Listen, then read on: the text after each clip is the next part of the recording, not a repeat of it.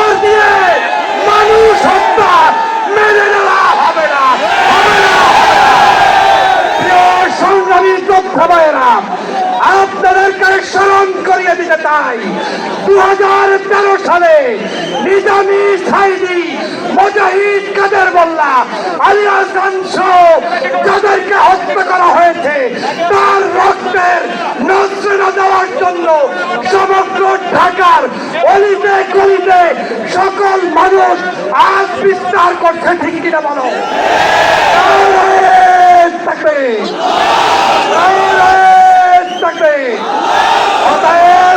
সেই রক্তের জবাব দিতে হবে, সেই রক্তের জবাব দিতে হলে ব্যালট বিপ্লবের মাধ্যমে আগামী দিনে ঐক্যবদ্ধ বাংলাদেশ করতে কারা কারা রাজি আছো?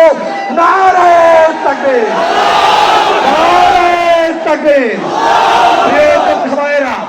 নতুন করে নাটক শুরু করেছে আমাদেরকে, রাজাকার রাজাকার ট্যাগ লাগানোর দিন শেষ হয়ে গিয়েছে। বাংলাদেশে এখন থেকে স্বাধীনতার 54 বছর পরে যারা এই রাজাকার শব্দ উচ্চারণ করে ইসলামী ঐতিহ্যকে ধ্বংসের ষড়যন্ত্র করবে তাদের দাঁত ভাঙা জবাব দেওয়ার জন্য সবাইকে প্রস্তুত থাকতে হবে।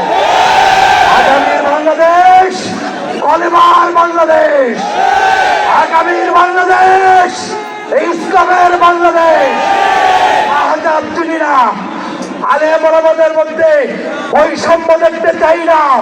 বাংলাদেশের সমগ্র রাজনৈতিক ঐক্য করতে হবে দেশ বিনির্মাণের জন্য।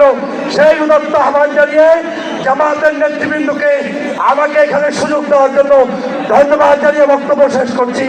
আল্লাহ হাফেজ। বাংলাদেশ জিন্দাবাদ, বাংলাদেশ জামাত ইসলামী দীর্ঘজীবী হোক, জিন্দাবাদ।